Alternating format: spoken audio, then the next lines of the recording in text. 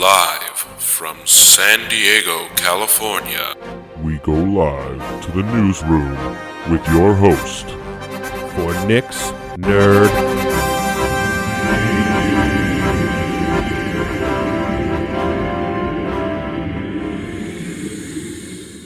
Well, hey there, friends. It is I, your host, Nick, of Nick's Nerd News. How wild is that, right? My ego is so big that I had to name my show after me. But this is a one-man gig, right? So, I mean, you kind of have to do that. It's like, how else would I identify as the host of the show? Or how else would I call a show where it's just me talking? I mean, that would be... Why are we talking about the name of the show? I don't know. Sometimes I go off on tangents. Anyway, friends, welcome. Welcome back. If you've been listening, I'm happy to have you as fans. If you're new to the show, welcome in. I'm happy to have you. I'm sure you can see that this is an explicit show. So if you didn't know that there's cursing and you're not about cursing, stick around still if you want. It's not gratuitous. It's not just thrown around for the sake of it. That's for damn sure. So, pardon my French ahead of time, but that's what you're gonna hear. Okay, and I'm kidding. I'm joking around. Obviously, I speak off the cuff. This is not for children. It's not for the children, if you will. But in all seriousness, welcome to the show. It is March 10th. Today is Wednesday, March 10th. Wow. Can you believe a year ago things were wildly different in this country?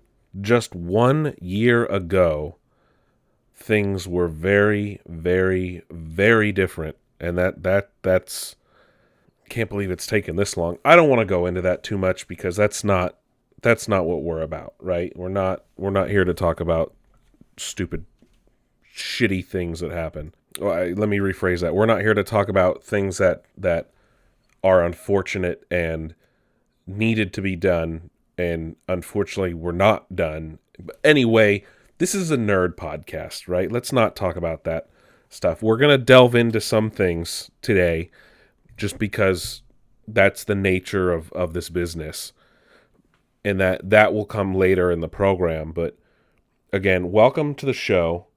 Thank you guys for listening week in, week out. As always, like, subscribe, share, poke, fun, follow. Do whatever it is that you do on whatever app or thing you listen to and choose to listen through. Up to you guys. But without further ado, why don't we just hop into what we're all here to talk about? And let's get on with the show, shall we? Today, as always, we will start to see what's going on in the video game world. And with that, I will say, Happy Mario Day. And it's Mario Day because March 10th looks like Mario.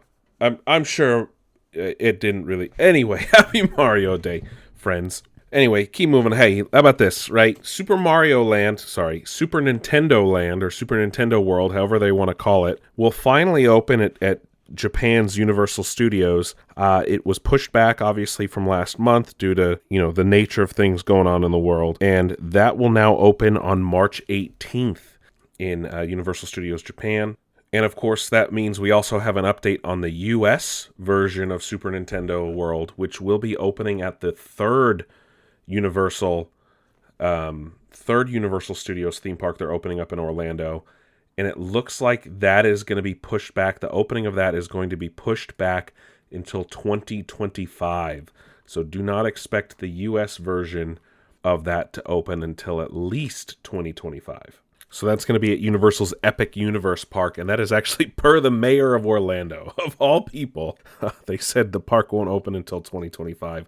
Obviously, construction was halted for a number of reasons, and we'll see. Unfortunately it's 2 years later than they had said, but that's what happens. Also, moving forward, the CEO of Rockstar has promised that when GTA 5 makes its inevitable way over to PS5 and Xbox Series X, he's promising it won't be a simple port. Strauss Zelnick, he's the CEO of Rockstar parent company Take-Two, So, of course, we say Rockstar here.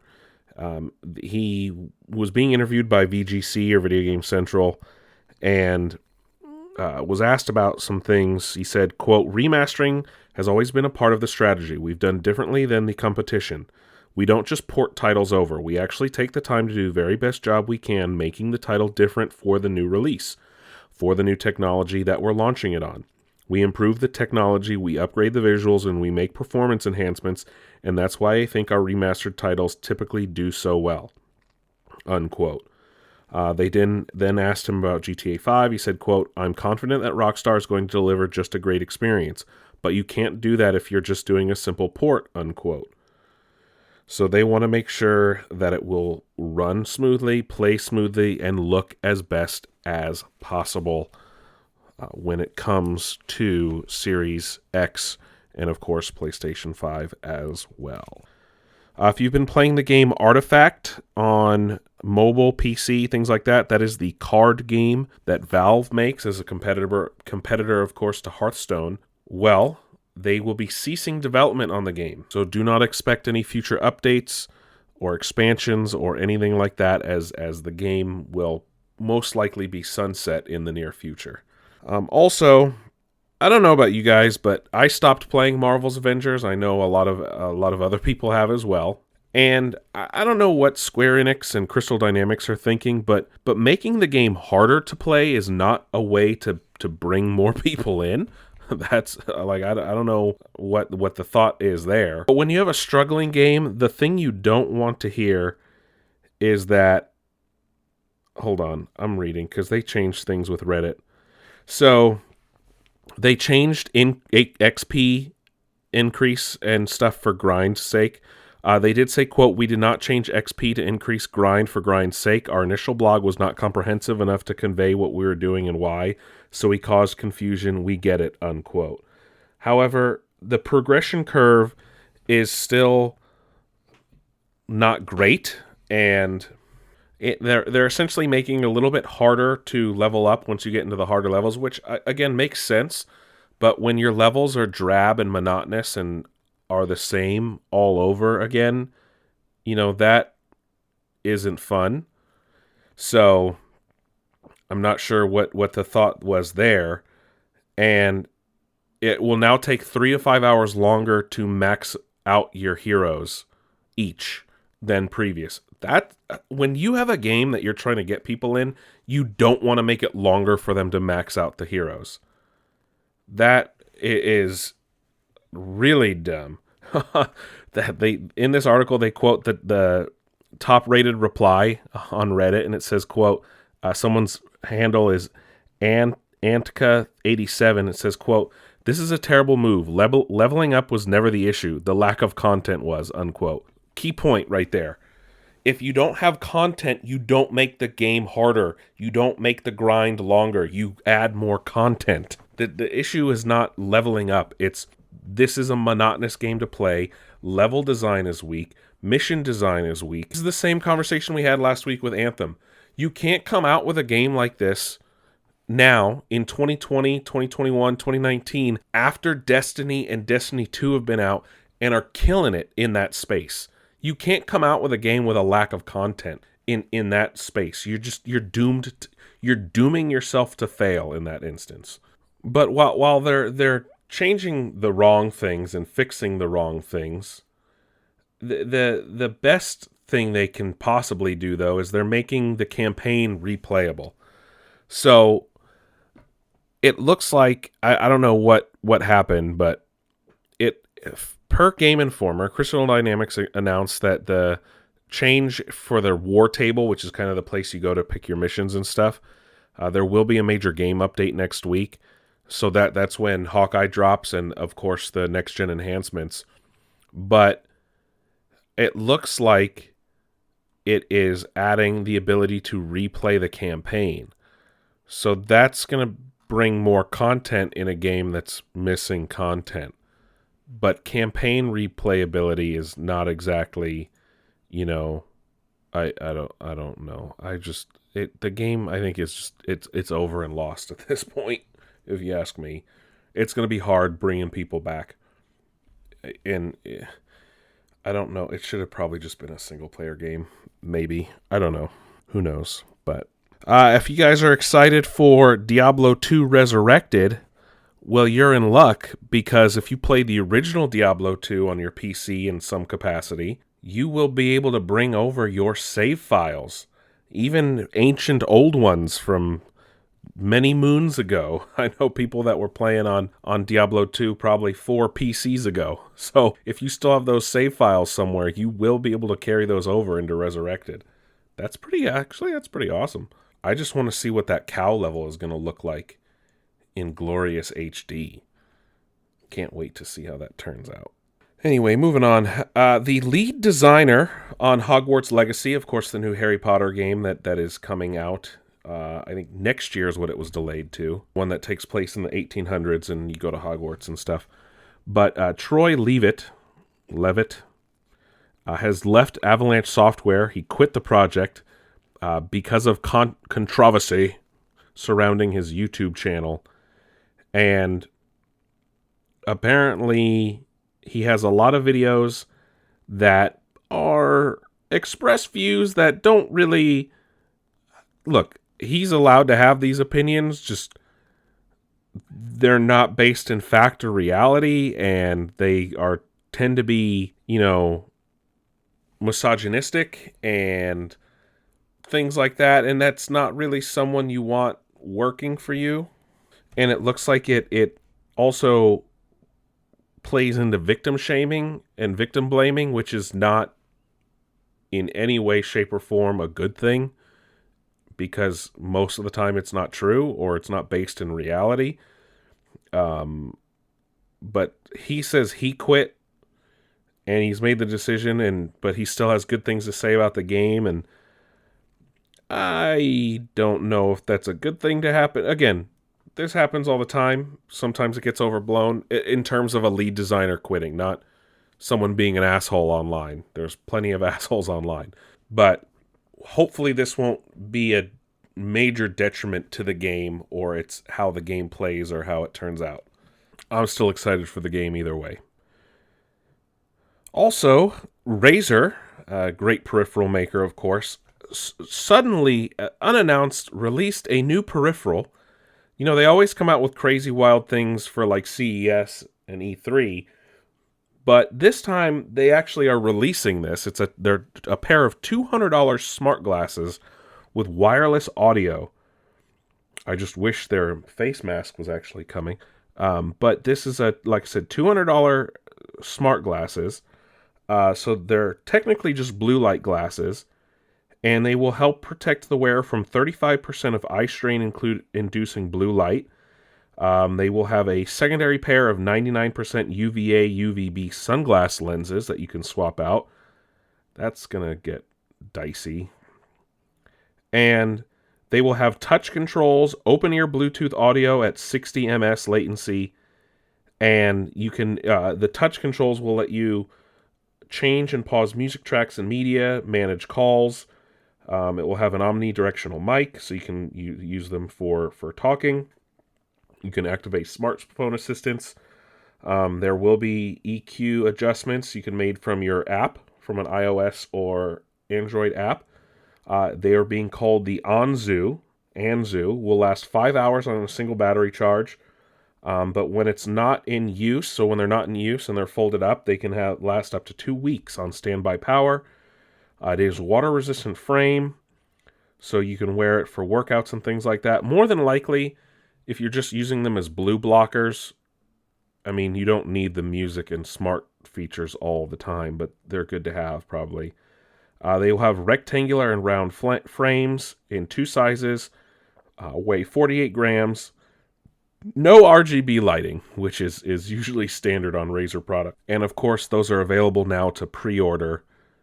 $200 smart glasses, and they're not like the Google Glass or anything like that, but they're smart glasses in the fact that they have a microphone, play music, and can activate your smart assistants. And then we do have some Microsoft news today. Last week was a little PlayStation 5 heavy. Today you got some Xbox heavy coverage.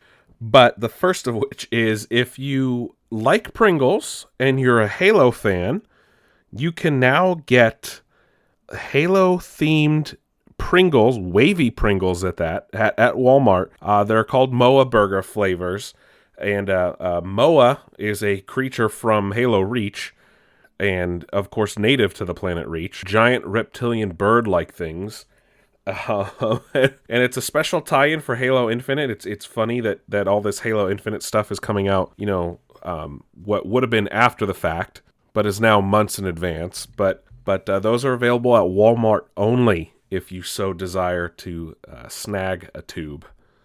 And some people have said they're decent tasting, so who knows? In terms of actual news, Microsoft has announced that they are looking into a fix for unresponsive controllers, and it looks like, per the loadout and other reports online, some people are having unresponsive buttons on their controllers, and I have had this happen maybe once or twice. This is bound to happen in first revision products. I mean, look at what's happening with the DualSense and Drift. And a lot of players are, I guess, pressing a button and it will not result in an action. And apparently it's happening to controllers for the new Xbox Series controllers on both console and PC Gamer reported this as well. Microsoft did release an official statement that says, quote, "At Microsoft, we put all of our products through rigorous quality assurance testing and are committed to providing customers with an unparalleled gaming experience. We are aware some players may be experiencing unresponsiveness with their new Xbox wireless controllers, and our teams are actively working on a solution. For the best experience, we encourage customers to visit Xbox support for assistance," unquote. So, I like I said, I've only seen this once or twice. I'm happy they're working on a fix, because if it is that much of a problem, that's the difference between a kill or not in of course, Call of Duty, or, of course, certain things in Cyberpunk. If you miss a certain prompt for conversation, it could change the outcome of the different endings that are available. So that is a big deal, and luckily they are working on it. My issue still, and I thought they fixed this, but sometimes if I'm playing and I have my headset connected and I turn the Xbox off before the headset, or the headset off first, it will actually unpair my controller, and then I have to plug the controller in and into the console to get it to repair. It's a little annoying. Luckily, it doesn't happen all the time, but I've noticed it only happens if I turn the headset off first. I know they are aware of that situation. I know they're trying to figure that out, but it's only happening with my headset. And I know other people have seen that issue with headsets causing unpairing. But be on the lookout here for when that eventually does happen. Also, they announced that the Xbox One and Series consoles are getting an upgrade or update to Microsoft Edge, the internet browser, of course, on the console. So Microsoft recently updated their Edge browser anyway to be Chromium-based. Chromium-based meaning like Google Chrome. And per The Verge, people who are in Xboxes, they have a Xbox Insiders program where you can actually get builds of the UI and software ahead of time. So there's a version called Alpha Skip Ahead where you can get the newest stuff right away. And people in that new version have found, even though it doesn't have mouse and keyboard support yet, it's better than Edge right now on console, which browsers on console are just a broken experience in general. I don't know why it's so hard to get it to work with a controller. And I would always just use my phone when they had the companion app where I could use the phone as a touchscreen cursor. But besides that point is, you can actually, now that it's Chromium based, you could theoretically play Stadia and Amazon Luna through Edge on your Xbox Series console or Xbox One, which is hilarious. That you're not gonna, most people aren't going to do that. That defeats the purpose. But it's interesting to say the least. And of course, that means someone could play the Game Pass through the browser once they offer Game Pass and Game xCloud streaming through browser later this year. And they did say this could also improve compatibility with Skype and Discord, which is also good, and a lot of things. But it will also integrate their sync features, so you can use it for different tasks like you would if you were using it on a desktop or a tablet or things like that. So we'll see how that turns out. But also, it was not their biggest news this week. The acquisition of Zenimax Media by Microsoft is officially complete. It was approved by U.S. regulators and European Union regulators earlier this week. So essentially the deal is complete. The acquisition is complete. And on Xbox Wire, Phil Spencer welcomes Zenimax, Bethesda, and all their studios. He said, quote, "Now that everything is official, we can begin working together to deliver more great games to everyone," unquote. More news will be coming later this year. On a blog post, Pete Hines of Bethesda wrote, quote, "We're not making any landmark announcements or changes right now, but we'll be working on putting even more of our games into Game Pass than ever before," unquote. So they also said Bethesda games will be coming to Game Pass by tomorrow, I think it said. So be on the lookout for that news. Also, they did say that, quote, "With the addition of the Bethesda creative teams, gamers should know that on Xbox consoles, PC, and Game Pass will be the best place to experience new Bethesda games, including some new titles in the future that will be exclusive to Xbox and PC players." That was also from Phil. He also said that, quote, "Making games the way it always has," unquote, in terms, of course, leaving Bethesda to do as what they will. They're not going to change Bethesda. And they've already established that they're going to be working under a different umbrella. They won't necessarily have the Xbox Game Studios splash screen like some of their other ones will. And remember, we reported a few weeks back they might have seemingly set up a company called Vault to handle all the ZeniMax stuff. But with the acquisition now complete, they will now own Alpha Dog Games, Arcane Studios, which has offices in France and Texas, Bethesda Softworks, which includes Bethesda Game Studios, in Maryland, Austin, Dallas, and Montreal. They get id Software, which is headquartered in Germany and Texas. They get Machine Games, Roadhouse Studios, Tango Gameworks, and of course ZeniMax Online Studios, which brings their total of studios up to 23 now that they own. They also clarified that some games will be Xbox PC exclusive, so not everything. And they did say that, so I read you the Phil quote already. Also suggests, like I said, that some games. So it's not going to be, so we don't know if Fallout 5, we don't know about Fallout 5. Elder Scrolls 6 will be exclusive. We don't know about Starfield, any future, Doom or Wolfenstein games. We don't know how it's going to turn out with the Indiana Jones game that's coming from Machine Games. So some games will be exclusive, some won't be, and we don't know the extent of that just yet. But we don't know. Again, we can only speculate at this point. So it'd be interesting to see how that happens moving forward, of course. And of course, Bethesda's next two games are technically exclusive to PS5 with Deathloop in May and Tango Gameworks' Ghostwire Tokyo coming later in the year. But that's an update for Microsoft and the ZeniMax acquisition, of course. Moving forward, well, if you're a convict and you've escaped prison, the last thing you want to do is get caught, of course. You don't want to go back to prison. And someone who escaped from prison in England has been captured. So UK police recaptured someone who escaped back in November from Spring Hill Prison in Buckinghamshire. He was serving a 17-year sentence, and he got caught because he went to buy Call of Duty. And someone asked him, so they spotted him and a friend out in Birmingham, and they asked him what he was doing out, and he said, quote, "I've come to get the new Call of Duty because I can't sit around in lockdown," unquote. The dude was so bored, he risked going back to jail for a video game. And he got his sentence extended for another 19 months.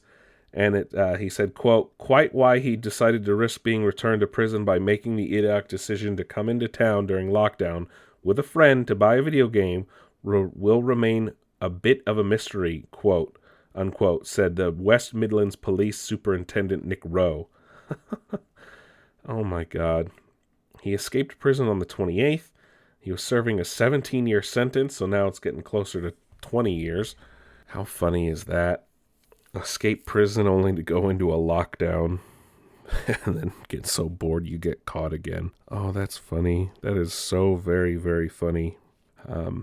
Anyway, if you guys are living in Japan and your Nintendo 3DS breaks, well, you're SOL, because Nintendo Japan has run out of repair parts for the Nintendo 3DS in Japan. Yes, that is correct. They've run out of parts. I don't even know how that's even possible. But if you need your 3DS repaired in Japan, it's not going to happen. Also, sad news, V1 Interactive, the studio behind the game Disintegration, will be shutting down less than a year after their first launch. Of course, the studio was created by Marcus Leto, co-creator of Halo, of course, back when he used to work for Bungie.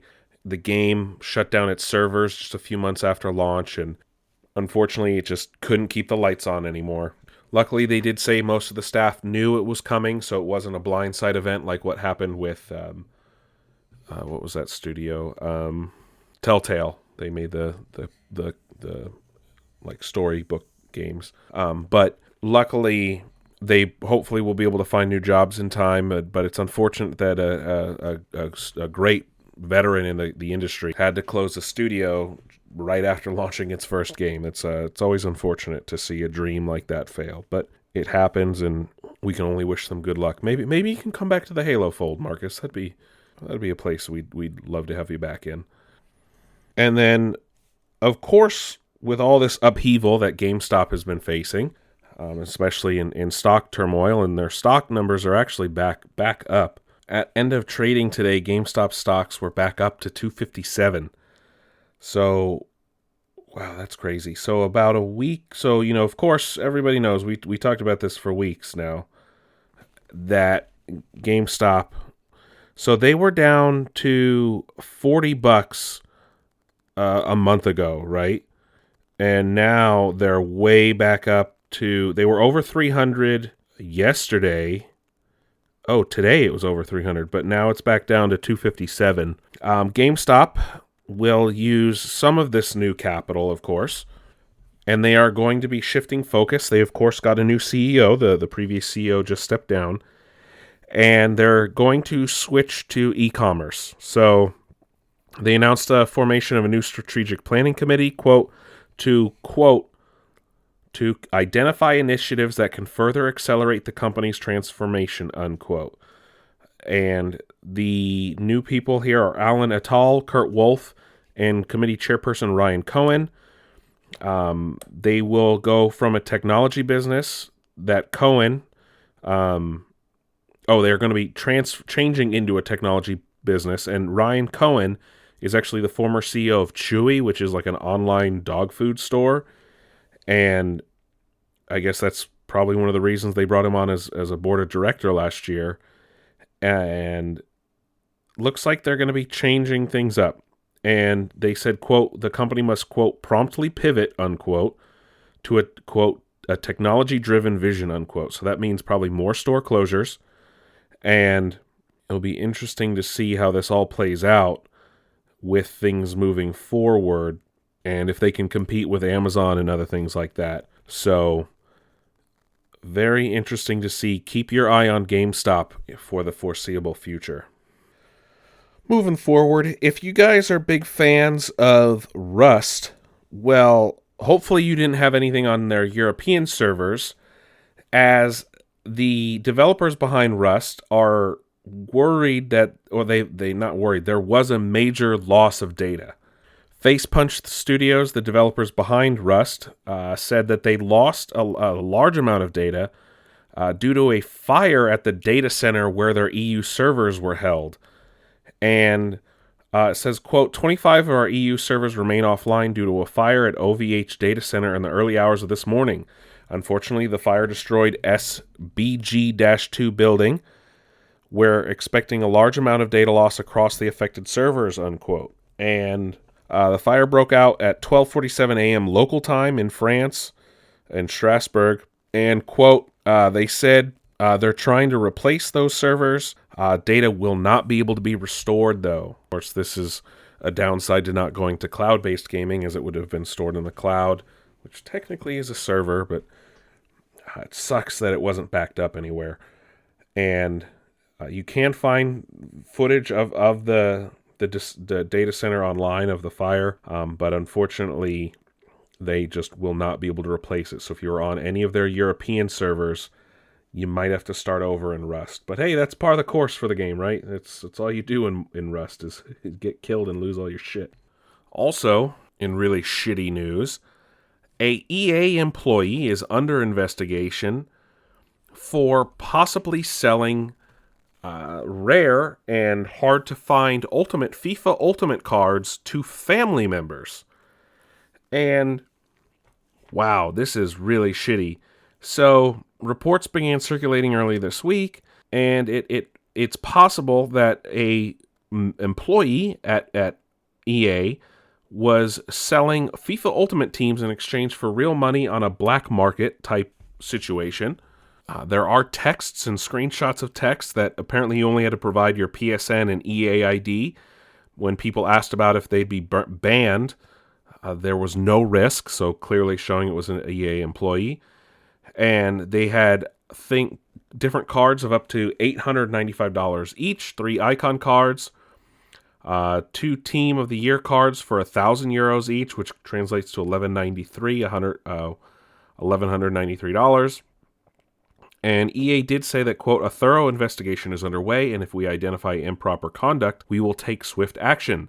We want to be clear, this type of behavior is unacceptable, and we in no way condone what is alleged to have happened here, unquote. Of course, FIFA Ultimate Team cards are very rare and very sought after, and there is a secondary market for them already, but it's not good when an employee is selling them for pure profit, and essentially you're cheating, you're circumventing. It's not where you're buying them from other players, you're buying them straight from the developer and circumventing the whole aspect of them, which is technically gambling to some, but it is a random draw. So it's just like opening a deck of Pokemon cards or Magic cards. You don't know what you're going to get. So it's not, essentially, again, it's not fair, and it's circumventing the rules and the actual situation. So that's why it's frowned upon. That's why it's not good. That's a really shitty thing to do. But last thing I do want to talk about today is a new game was announced today called Teenage Mutant Ninja Turtles Shredder's Revenge. And it is coming to the PC. And it's essentially a side-scrolling beat-em-up game, just like the old Teenage Mutant Ninja Turtles arcade game. Same art style, same everything like that. So it's the early 90s Teenage Mutant Ninja Turtles cartoons. And first off, it looks great, and I definitely would love to play this. So no release date yet. They hope to bring it to consoles and Steam, and oh man, that is going to be so fun. I cannot wait to play it. Teenage Mutant Ninja Turtles Shredder's Revenge, coming soon to PC and console. Now, if we could just get another Simpsons beat-em-up game or re-release the original arcade game if possible, that is what that give the people what they want. But that's it for gaming today. Let's move into what's going on in TV land, shall we? Nickelodeon and Paramount Plus have announced that they have greenlit another new SpongeBob spin-off show. This one, however, focusing on everyone's favorite sidekick, Patrick Star. So yes, the Patrick Star Show will premiere this summer on Paramount Plus, and I think later on Nickelodeon. Ho, ho, ho. Hey, SpongeBob. I would have preferred a show about Gary the Snail, or maybe even Plankton, but I'll take a Patrick show. Also, if you guys were big fans of the Party Down series, that is coming back as a limited return series on Starz. You know, it had a big cast of very, very big names in comedy and things like that. It was Adam Scott And oh shit, who's else? Big names, and then I can't even name the names. Ted Danson was in the show. Martin Starr, Lizzie Kaplan, Ken Marino. It was they were all essentially like caterers in LA trying to make it big. Paul Rudd created this series with Rob Thomas, who also created like Veronica Mars and things like that. So it's definitely a show worth checking out. And it ran from 2009 to 2010, and they did lose some of its cast members to other shows, so that was part of the reason it kind of didn't last as long. But they are working on a limited series return of the show, hopefully coming soon. Also announced the Duffer Brothers, the creators of Stranger Things, are working with Steven Spielberg on an adaptation of Stephen King's The Talisman that will premiere on Netflix. So two great people working together on a great project and coming soon. Also, we finally got we reported a while back that we are getting a live action Powerpuff Girls show on the CW. Of course, it's on the CW. It will be about the girls being adults and dealing with not having a childhood. Well, we finally got our cast announcement, and in the show, we will be having Chloe Bennett of Agents of S.H.I.E.L.D. fame playing Blossom, Dove Cameron of also in Agents of S.H.I.E.L.D., but also Disney's Descendants playing Bubbles, and Yana Perrault, who is more known in the Broadway world, will be playing oh crap, what's the green one's name? Holy shit. Buttercup, that's her name. Bubbles, Blossom, and Buttercup. So I don't know when the show is supposed to start airing or anything, because obviously they just casted. But this, again, will be a live-action, obviously teen angst type show, given that it's on the CW. Probably hour-length drama coming soon about the Powerpuff Girls. It will definitely be led by an all-star cast of some people that are no strangers to playing superhero types, of course. And how about this? This is crazy, despite all the hullabaloo that's going on today. We're going to talk about that a bit. Disney Plus has surpassed 100 million subscribers in just over a year. Disney Plus launched in late November in 2019, and now here we are at the beginning of March 2021. They're not even at a year and a half, and they're already at 100 million subscribers. That is a very fast and high milestone to reach so quickly. 100 million subscribers on Disney Plus, and they're aiming to have 100 new whatever of their own originals on the platform every year. The future is streaming, folks. Whether you like it or not, the future is streaming. Also today, a new trailer for the new Godzilla anime dropped online.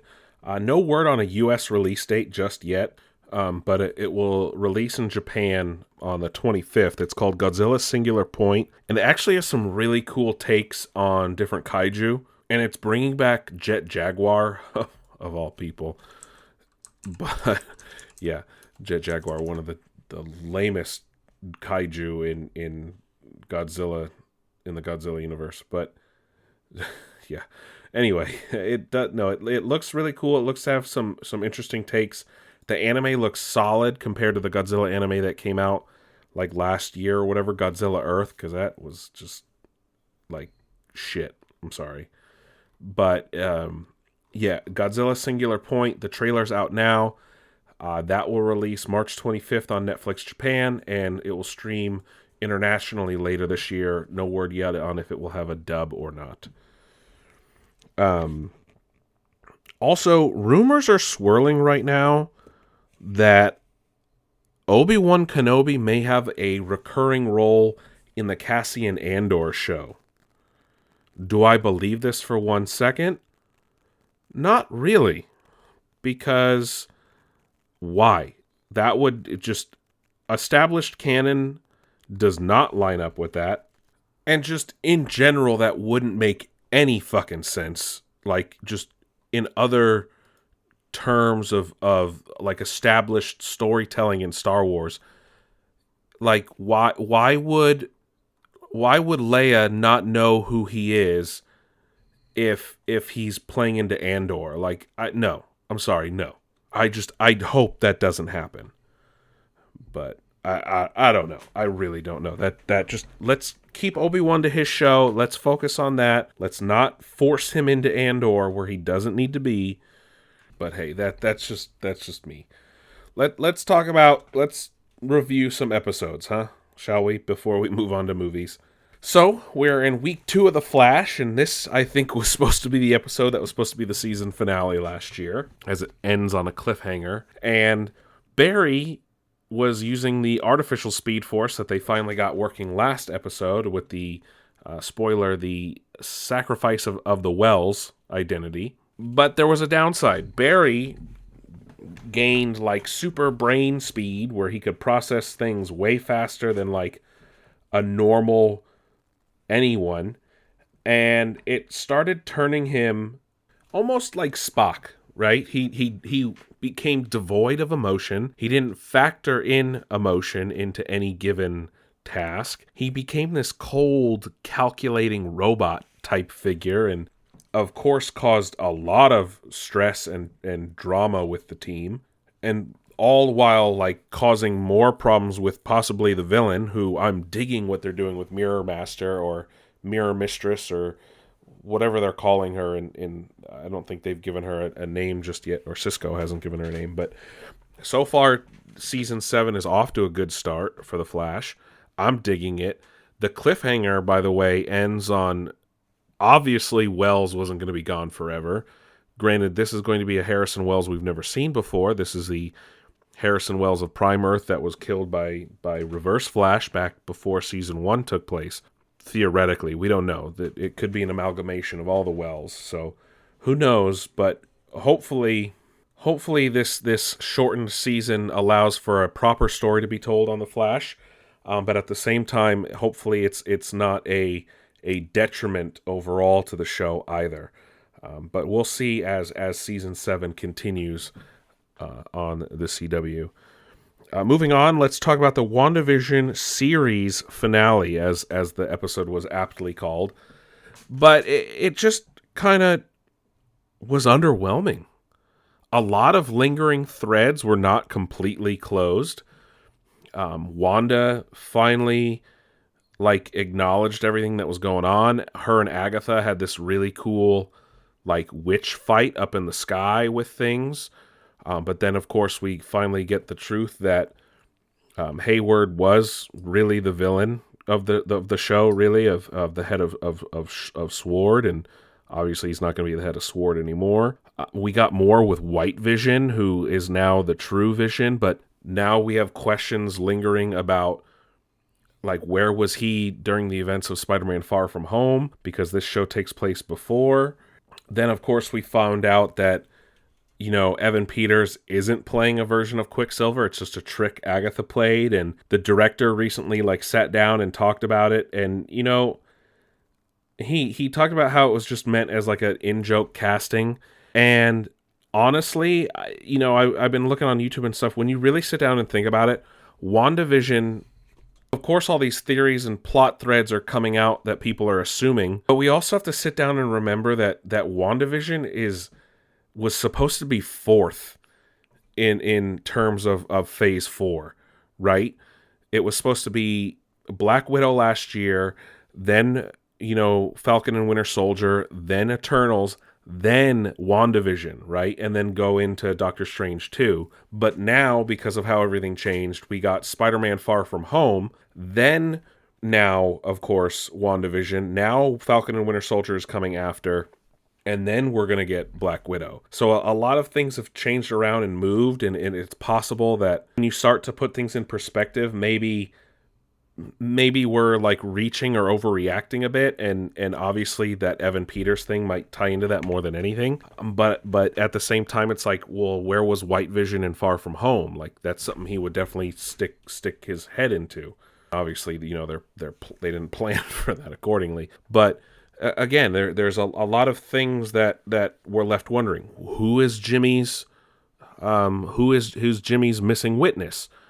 And It turns out that Monica's aerospace engineer friend was the person she met up with. It wasn't a tease for anyone. We get hints at Monica being either in Captain Marvel 2 or in the Nick Fury Secret Invasion show because a Skrull makes themselves known.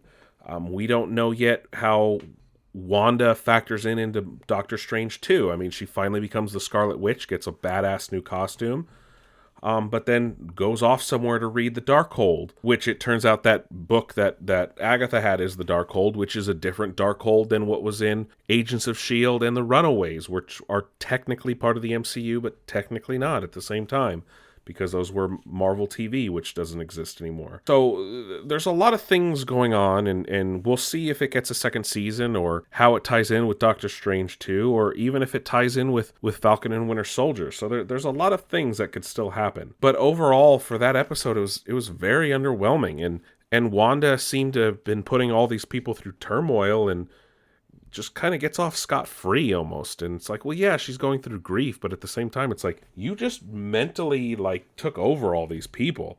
And I saw a lot of fucking galaxy brain takes online. But it will definitely be interesting to see where it goes. There were several post-credit scenes. It looks like the multiverse is going to factor in at some point. It's just, maybe some of us online were reading way too far into things, and we just need to sit our butts down and sit and really think before we start spouting off theories. So it'll be interesting, of course, to see how things go from here and how Falcon and Winter Soldier plays out. Then, of course, Black Widow, and then Eternals, of course, and how those all play into Phase 4 and beyond in the MCU. That was it, though. Like I said, it was just an underwhelming episode for a finale, be it series or season, and it was a major tonal shift from the rest of it, and it was interesting to say the least, but underwhelming overall. That's it for TV. Let's shift over into movie gears now. So we got our first images and plot description for Space Jam: A New Legacy, and it's not going to be cartoon. It is actually going to be like computer generated bugs and stuff like this. And apparently they go on a journey through a serververse, and this is why other Warner Brothers properties will factor in as they go through the whole, Warner Brothers universe apparently. And LeBron James plays a quote heightened version of himself. His son Dom is played by someone called Cedric Joe, and Don Cheadle plays like the villain, if you will, and they're going up against the Goon Squad this time, not the Monstars. So I don't know. It looks interesting. I'm not going to watch it in a theater. This is definitely a movie I'll watch on HBO Max. And a lot of controversy has come out of it. Of course, Lola Bunny has been made a little more, I guess, not as provocative, which has gotten a lot of people upset online because Lola Bunny made a lot of young men furries, I think, in the 90s. And don't get me wrong, in no way was Lola Bunny really provocative in the last film. It's just, she's not as busty, I will say, in this one. People are calling her flat-chested. What's cool, though, is she's actually living on Themyscira with, like, Wonder Woman and shit in this movie, so that's actually really cool. But that's not even the controversy. The controversy is over Pepe Le Pew. Pepe Le Pew and his, I guess, one scene in the film have been pulled. And given today's climate, everyone's claiming cancel culture. And no. Okay, I want everyone to hear me right fucking now. Pepe Le Pew was not canceled, okay? I mean, yes, technically he was, but if you really sit down and think about it, Pepe Le Pew maybe should have been canceled a long fucking time ago, okay? Cancel culture is not what the media would like you to believe it is. In general, what it is it's the removal of old stereotype type imagery, the removal of things that aren't really commonplace anymore or aren't acceptable by today's standards. It's not erasing history by any fucking means. Morons who say it's erasing history, if you ask me, they're idiots, and they don't really understand the concept here. It's not being erased, okay? It's just not being celebrated. It's not being enjoyed. It's not being put out for everyone to see. I didn't talk on the Dr. Seuss thing because it didn't warrant a fucking response. And I'm going to rant here for a little bit, okay? Because just because things were okay in the past doesn't mean they're okay anymore. With that being said, I understand that you cannot judge history by modern standards, but this is not history. This is something that is still used or viewed, things like that shouldn't be anymore, okay?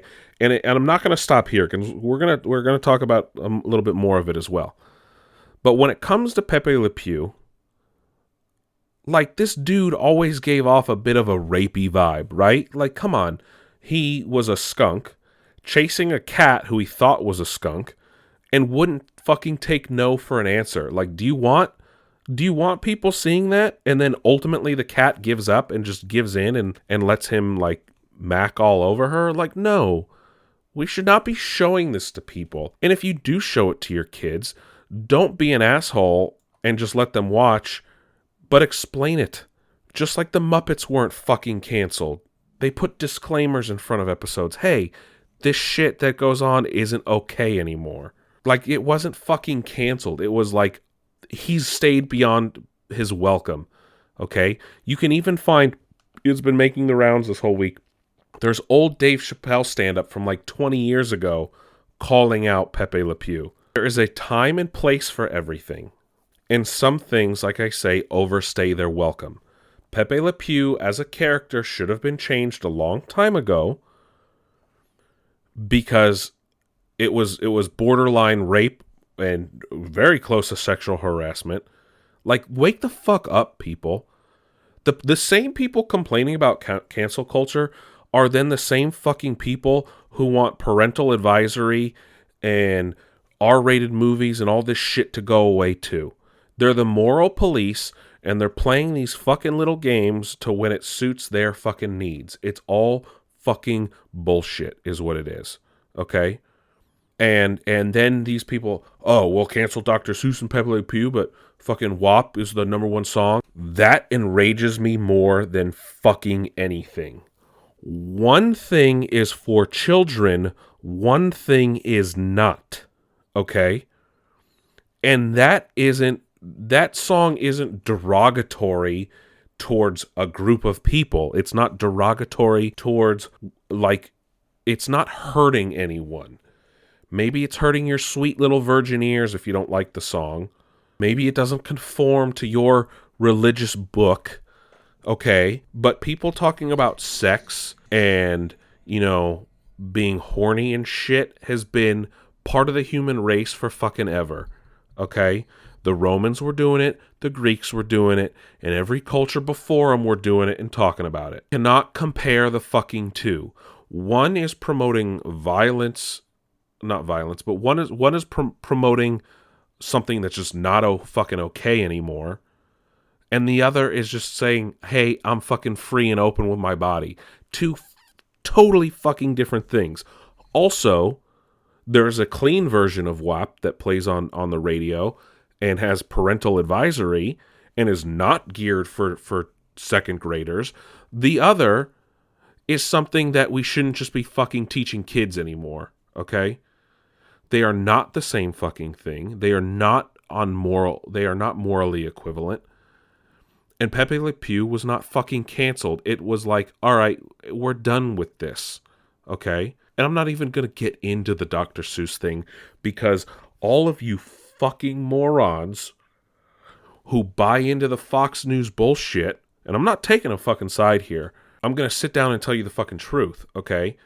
No one canceled the Dr. Seuss books, okay? It wasn't the woke liberal mob who did it. It wasn't fucking Twitter who did it. It was the Dr. Seuss Foundation who fucking prints the books and said, we're not going to fucking print these 6 books that aren't popular and have not so great depictions of non-white people in it. And to be honest, I've read every Dr. Seuss book. I've never fucking heard of the 6 books that they decided to pull out of print. But all you fucking morons decide like, oh, they're canceling Dr. Seuss. Cat in the Hat and the Grinch aren't fucking going anywhere, folks. The Lorax isn't going anywhere. If anything, he's going to put his axe in your fucking brain for being so stupid. Okay? And this is literally free market is what happened. A business entity that publishes Dr. Seuss books decided to not publish their most underperforming books any longer. And all you morons who think it's being canceled, like, oh, let's go support Dr. Seuss, he's being canceled by the woke left mob. No, you played right into their hands and gave them more money. Because they're the ones who decided to do it. But because you can't see 2 feet in front of your fucking face, okay, you believe everything that you see on the TV, and you don't realize that no one fucking canceled it but the people that make it themselves, and they made it their own fucking decision. Just like what's going on with Pepe Le Pew. Okay? Just like what's going on, what we'll talk about in a second with Disney+. I don't know why I have to go on this fucking rant. I don't know why people can't fucking think for themselves anymore. But when things are canceled, really look into the situation before you go start spouting off at the mouth. Because just because it was okay 50 years ago doesn't mean it's okay in 2021, and doesn't mean it should be celebrated or enjoyed, but spoken about in context, just as it would be done in a history class. Nothing is being erased, okay? It's called, this is not okay anymore. Let's talk about this. It's no longer acceptable. Do not act or behave the same way, all right? Just like all these fucking people who complain about Pepe Le Pew being gone would be fucking livid in a character, if a character in like fucking SpongeBob was trying to like kiss and like wouldn't leave a female character alone until the person ultimately gave in. Like, they would be fucking livid if they saw that. But the one time they're going to get rid of a character that does that, they're going to fight tooth and nail for it. Like, wake the fuck up, people. This is not the woke mob. It's called, this isn't cool anymore. Just like it's not fucking cool with what happened in Mad Men. People were like, well, you can't do that in an office anymore. Well, no fucking shit you can't. Which brings me to my next point, the fact that I have to keep talking about this. Dumbo and Peter Pan are not canceled, okay? They were pulled from children's profiles on Disney+. So if you set up a profile for your kid on Disney+, they cannot go pick and watch Dumbo or Peter Pan on their own. You have to do it as a parent, okay? There's disclaimers in front of the movies already, but it's also trying to tell you, hey, there's depictions in this movie of certain people of color that aren't okay anymore. Dumbo has, minstrel type characters that are not okay when it refers to the crows. And of course it depicts black people in a certain way that is not acceptable any longer. And Peter Pan depicts characters that are Native American that speak gibberish, call them redskins, things like this. These are not acceptable terms. This is not acceptable any longer. That's why they want to make sure that you sit down with your kid and explain, this is not okay, this is not allowed. But no, all you fucking rubes out there, and I'm not talking to my audience, okay? I know, I hope you guys are smarter than that. I'm so angry that I have to fucking do this, but no, they're not being canceled. They're not being fucking canceled. It's called sit down, talk to your kid, tell him what's okay and what's not anymore. That's all it is. I don't want to have these conversations on this podcast, but unfortunately, it weasels its fucking way into everything we talk about. And I'm not going to ignore it, because ignoring it just lets the problem persist. Okay? I don't like having talks like this on this podcast because it's not what we're about. But when it becomes a problem, and when it seeps its way into everything we want to talk about, that's when I have to talk about it, and that's when I'm going to give my honest fucking opinion. But nothing is being erased. It's not really being canceled. You can go find it everywhere. It's not canceled. It's just wake the fuck up, and that shit's not okay anymore. That's all it fucking is. Okay? Sit down, tell your kid this is not okay. This is not how we treat people. This is a inaccurate depiction of people, and move on. Don't be a fucking crybaby and say, well, the rap songs, blah, blah, blah. Rap songs aren't for children. Okay? They're not. Yes, I know kids are going to listen to rap songs, but they're not marketed to children. They're not made for children. They are made for adults who can think for themselves. But clearly, adults can no longer think for themselves. And that's the end of my rant. I'm not fucking doing this anymore. I'm not. I'm fucking not. I'm so angry. I am so angry about it. It's fucking annoying. Let's move on to other happier subjects. It looks like we might be getting more Harry Potter sequels or expansion of the franchise. Obviously, HBO Max presents a new avenue for that. The Warner Media chief, Jason Kyler, talked about potential expansion, and he said, quote, "There's this little thing called Harry Potter, which is one of the most beloved franchises. And we're incredibly thankful to be able to partner with J.K. Rowling, and so I would argue there's a lot of fun and potential there as well," unquote. They also said, quote, "Discussion about possible sequels for Harry Potter said, quote, the creative fortunes going forward for Warner Brothers," unquote. So it looks like it might be a potential. Obviously, J.K. Rowling issues notwithstanding. I'm not even going to get into that one today. It's a can of worms I'm not opening. But anyway, currently they said, quote, "There are no Harry Potter series in development at the studio or in the streaming platform," unquote. Obviously, that doesn't mean there aren't things in the future. So just, we'll see if things change. And I'm sure eventually things will happen. Obviously, we're still getting our third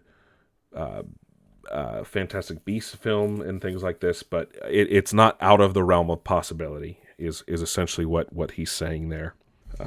We also got news on the Star Trek movie front. Kalinda Vasquez has been hired to write the next Star Trek film. So I think this is separate from the Tarantino film. It will be produced by JJ if it gets greenlit, but she is known for writing on Fear the Walking Dead, that show.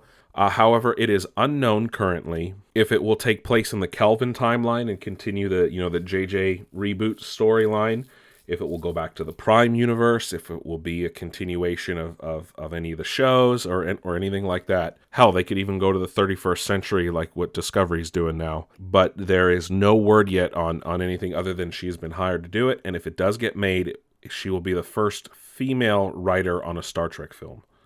So we'll see what happens. That is an ever-revolving door when it comes to the next Star Trek film. Also, if you were watching or tried to watch Tom and Jerry this weekend on Disney on HBO Max, you might have been treated to a leaked version of the Snyder Cut. Yes, HBO Max. Some HBO Max subscribers reported that while attempting to watch Tom and Jerry, they were greeted with the Snyder Cut version of Justice League. Obviously, before it was pulled, they got to watch about apparently an hour of it before it was ultimately pulled from the platform, and Tom and Jerry was rightfully restored. So, but nothing actually leaked from it. So I don't know what happened there. I don't know how no one caught wind of that. Oh, mainly probably because people sitting down to watch the Snyder Cut were not like comic book fanboys, like waiting to watch it, and were actually just families trying to watch Tom and Jerry. Oh, that's funny. That's really funny. Amazon has announced that Coming to America had the biggest streaming launch during COVID, apparently. I watched it last night, and I have some thoughts. We'll talk about that in a second. But Amazon is claiming that the biggest movie of 2021 so far is Coming to America, which is Coming to America, the sequel. It premiered on Friday on Amazon Prime. They haven't released any official numbers, but they said it drew the largest weekend debut viewership of any streaming movie in the past 12 months of the pandemic. I don't know how they would know that, but they also said that it exceeds the numbers of Wonder Woman's 1984, which had a debut, with its subscribers on HBO Max doubling to 17.2 million people. Apparently, it's ahead of Borat 2, or Borat's subsequent movie film. And they said tens of millions of people watched Borat subsequent movie film. So we don't have the actual number, though. So I don't know how they verify streaming numbers. Because, does that count people who started the movie? Does it count people who finished the movie? How does it count? What if you started the movie but only watched 10 minutes? What if you started the movie and only watched half an hour? How do they count that? And we'll talk about why I'm going to factor that in, especially on this movie. But, yeah, Coming to America. It's the number 2 because it's the sequel. And there's not a lot of America in it. Also, how about this? How about being petty much? Avatar, yes, Avatar, is getting a re-release in China this week. China only. And, it's weird, but I guess, I don't know if you guys know this, but Avatar was the highest grossing film of all time until Avengers Endgame came out. And, there's just a $7 million difference. And, I wonder why Avatar's being re-released 12 years after it initially released. And I wonder why China only. That's so weird. I wonder why. Someone's being petty, it seems like, or something must be going on, but I wonder why they would do that in China only. I wonder. Obviously, James Cameron's being petty and doesn't like the fact that his movie isn't number 1 anymore. And Disney doesn't give a shit because they own both now. So re-release in China, make that 7 mil, surpass Endgame. That'd be funny. And speaking of Disney and Marvel and things like that, Black Widow is still intending to release May 7th in theaters. And I swear to God, I hope theaters open in the next couple weeks so I can watch Godzilla vs. Kong in a theater. But anyway, before we end our show today, I do want to talk about Coming to America. And the original Coming to America is honestly one of my favorite films. It's one of the best comedies of all time. Eddie Murphy, Arsenio Hall, great fucking movie. Okay, the problem with Coming to America is a few things. For one, it's not rated R, which I don't know how you fucking make this movie with it not being rated R.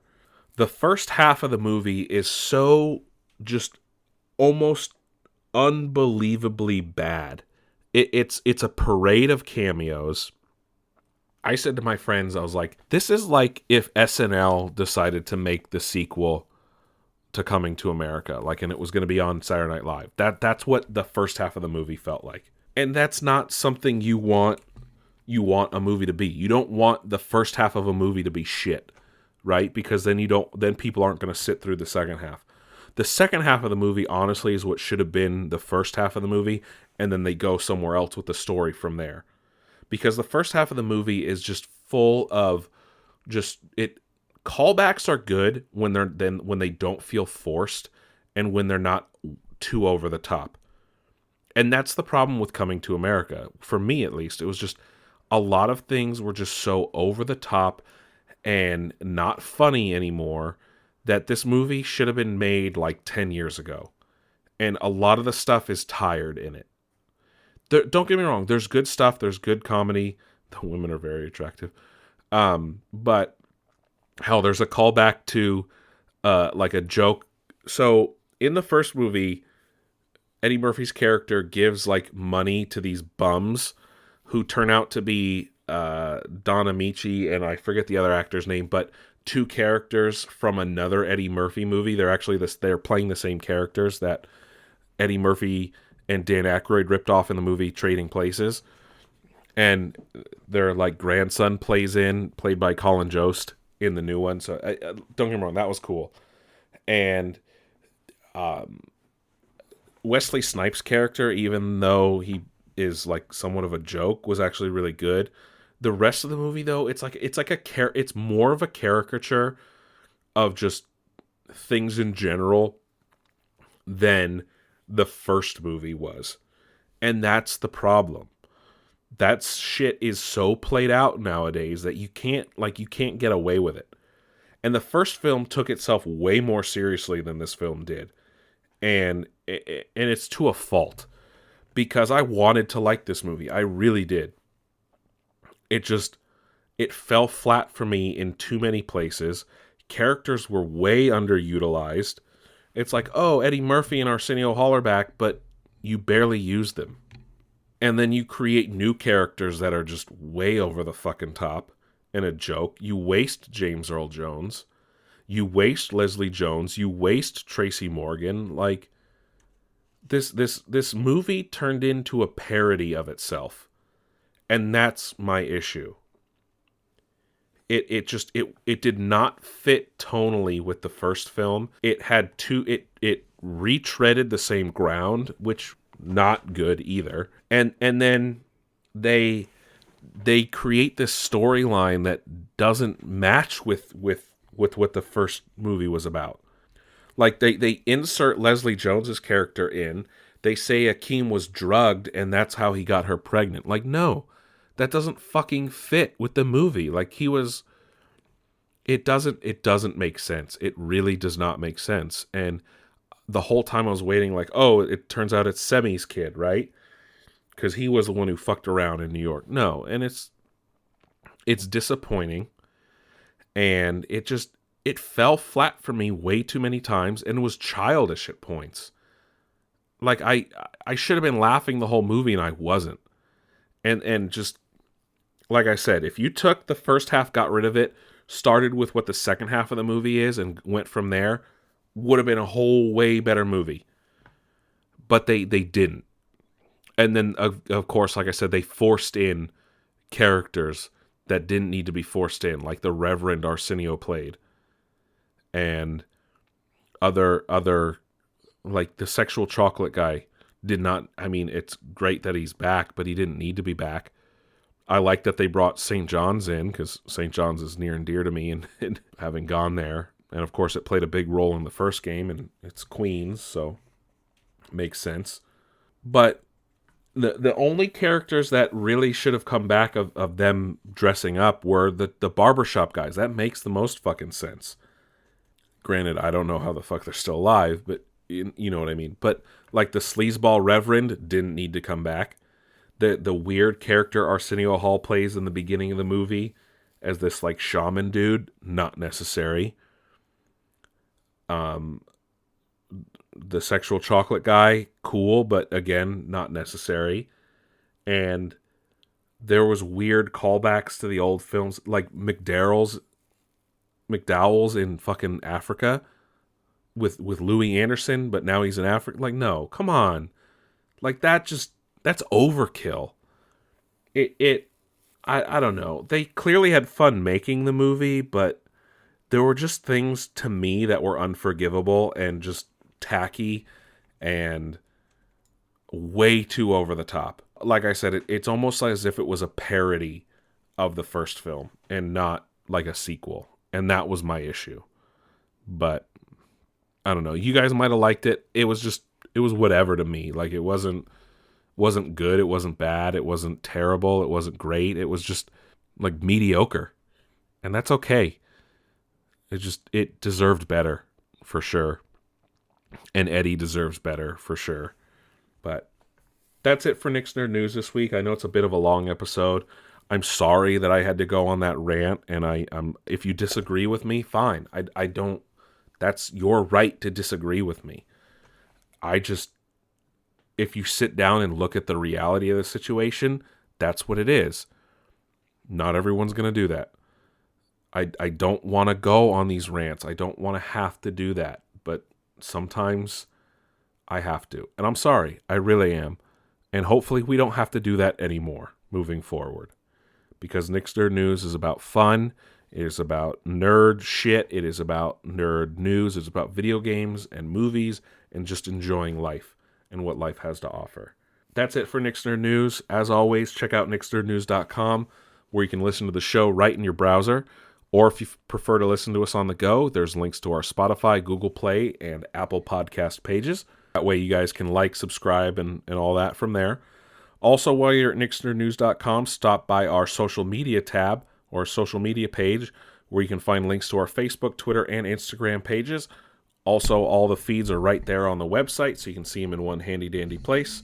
We post a lot of funny memes, all for your convenience. But with that being said, I am your host, Nick, and I will catch you guys on the flip side.